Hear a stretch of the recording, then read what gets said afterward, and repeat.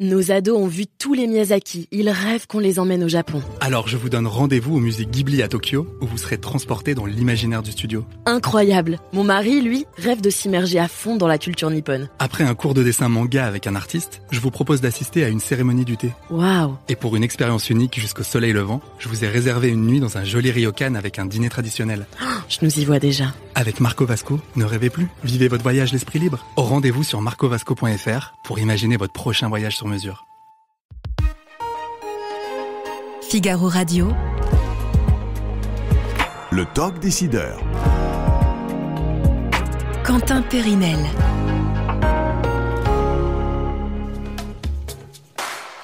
Antoine Salmon, bonjour. Bonjour. Une réplique culte d'un film comme ça, à chaud, qui vous vient immédiatement. Une réplique culte.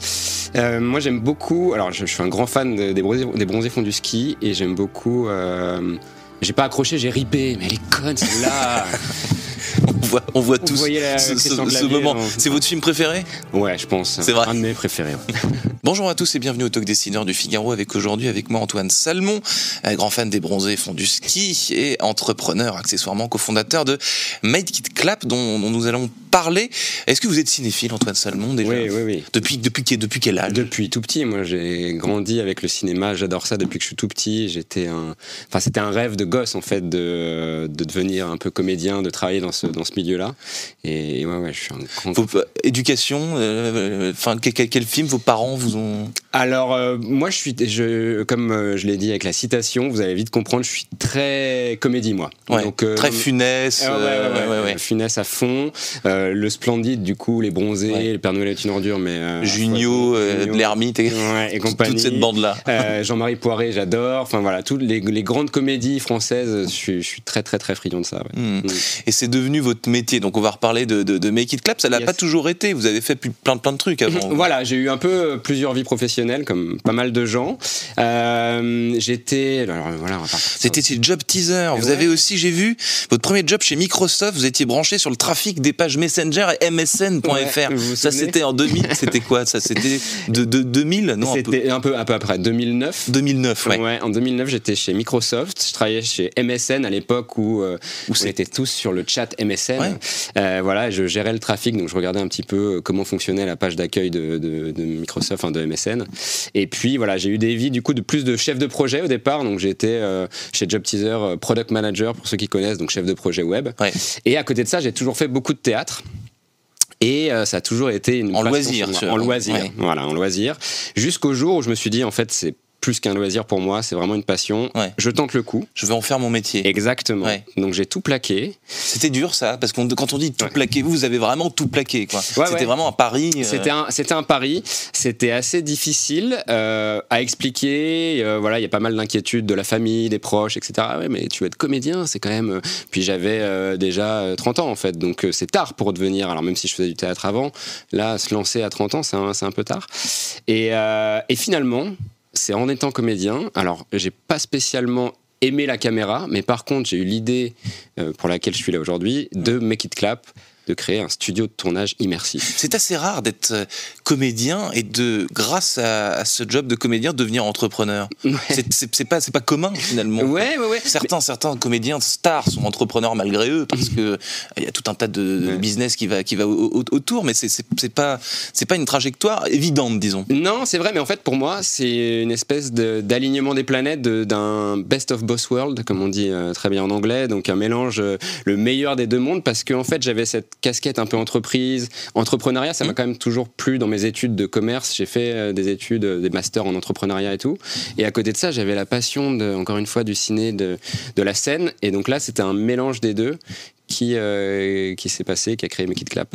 Qui a créé Make It Clap, voilà. Donc c'est un studio, hein, voilà. C'est un studio qui est dans le 15e, qui est rue Cambronne. Ouais. Il est né quand ce studio, et comment vous avez façonné votre business model ? Eh bien, alors il y a eu plein d'étapes différentes. Le studio a ouvert il y a 1 an. Là, on fête les 1 an.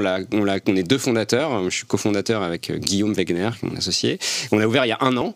Mais avant cette ouverture, il y a il y a évidemment eu plein d'étapes, dont le Covid qui a un peu retardé le process. Mais grosso modo, disons qu'on a créé la société en 2022, on a ouvert en juin 2023, et là on est à 1 an de l'ouverture du studio.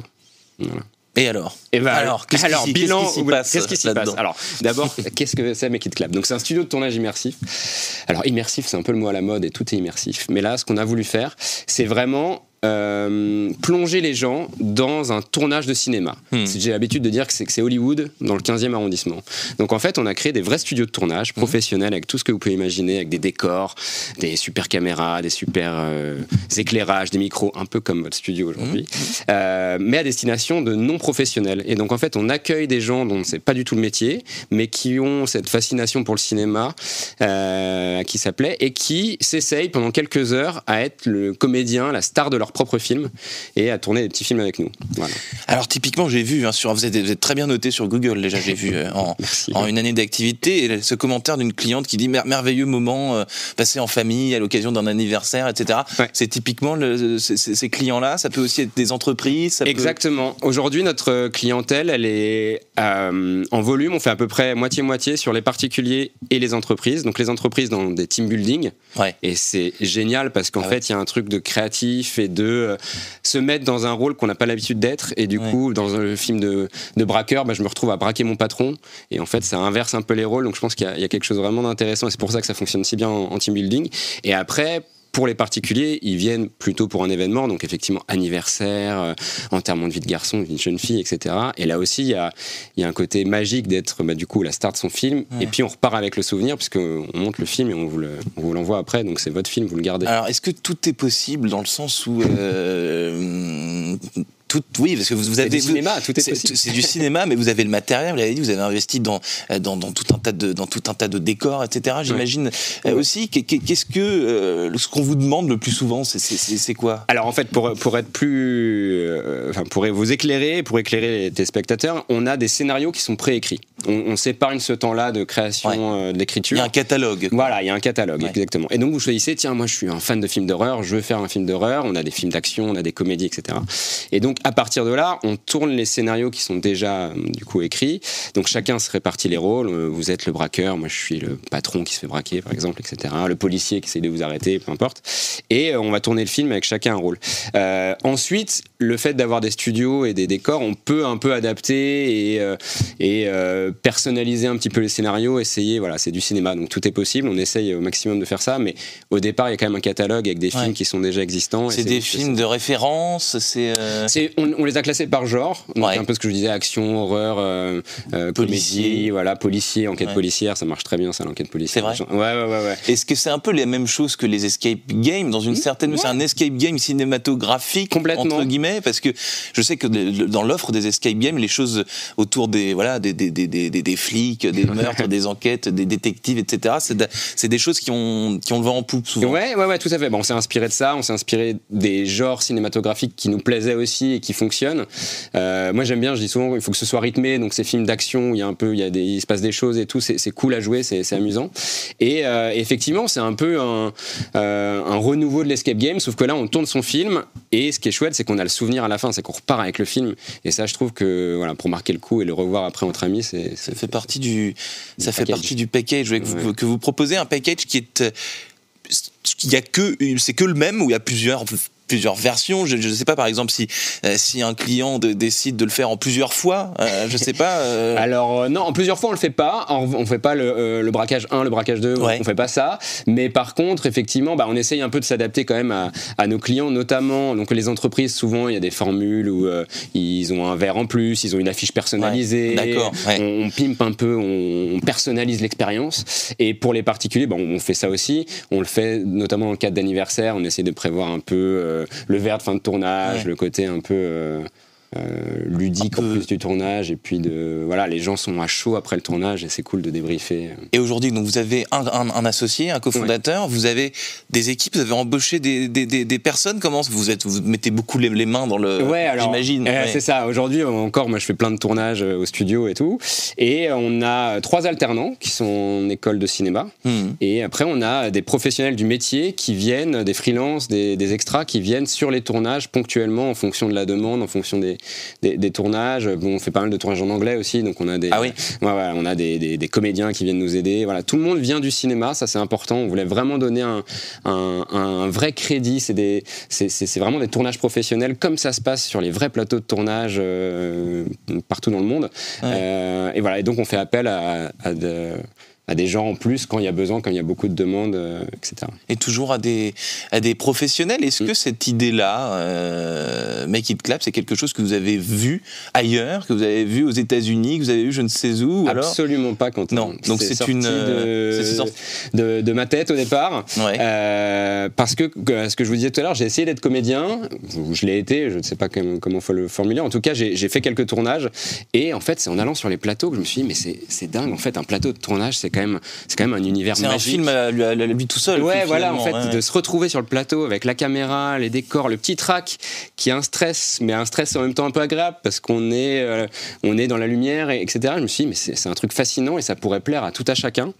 Et c'est de là qu'est venue l'idée. Et après, j'avais fait différents projets. J'avais fait des courts-métrages du Nikon Film Festival, qui est un des grands festivals de courts-métrages. Un autre festival qui s'appelle le 48 Heures Film Production, où on a 48 heures pour faire son court-métrage. Et donc j'avais aimé ce côté, on tourne et presque dans la foulée, on a le résultat. Et c'est comme ça après qu'on a réfléchi avec Guillaume, mon associé, pour faire ce montage en direct. Ouais. Et comme ça, les gens, à peine le tournage fini, viennent dans notre salle de cinéma qu'on a recréée dans le lieu. Et on leur projette leur film sur grand écran juste après le tournage. Et ça, c'est un moment magique. Donc il y a projection. Il y a projection. Donc c'est des étapes bien distinctes que vous avez définies. Est-ce que il n'y a pas une idée, j'imagine, parce que quand je reparle au modèle qui est un peu inspiré, vous l'avez dit, au modèle des escape games, la limite de l'escape game entre guillemets, c'est quand on n'y croit pas, ou on n'a pas envie de s'investir, ou on se jette pas vraiment dans le truc. J'imagine que le secret de la réussite de votre boîte, c'est que tout le monde ait envie justement de se jeter à fond, de faire comme si ils étaient Gérard Jugnot dans les bronzés. Ouais, complètement. En fait, vous avez tout à fait raison, Quentin. On les met dans un rôle, et c'est vrai que il y a toujours deux manières de le prendre. Ça pourrait être un truc très je comprends pas pourquoi je dois dire ça, machin. Mais en fait, on arrive à emmener les gens dans un univers. Tout le lieu a été pensé comme ça. Effectivement, c'est assez découpé. On se répartit les rôles, on lit le texte ensemble. D'abord, il y a une lecture. Ensuite, ils vont en loge, ils se costument. C'est un grand moment. Il faut les sortir des loges. Parce qu'il y a du stress. Parce qu'il y a beaucoup de gens qui font du théâtre pour vaincre de stress, ce genre de choses, qui prennent des cours comme ça pour pouvoir parler en public. Et c'est pas anodin du tout. Non, bien sûr. Mais c'est ce qui est vraiment magique et ce qui se passe. En un an, là, on a eu, un peu plus de 2000 clients.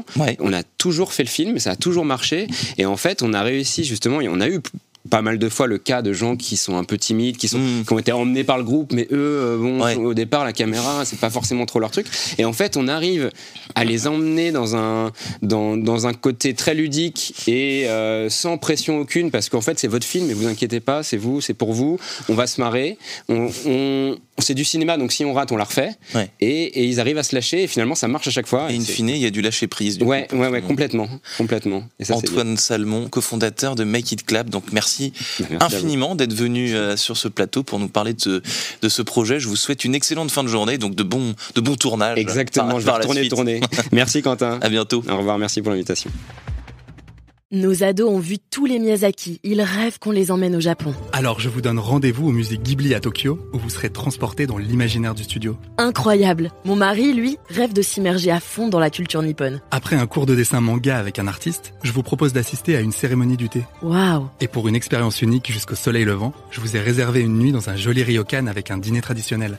Je nous y vois déjà. Avec Marco Vasco, ne rêvez plus, vivez votre voyage l'esprit libre. Rendez-vous sur marcovasco.fr pour imaginer votre prochain voyage sur mesure.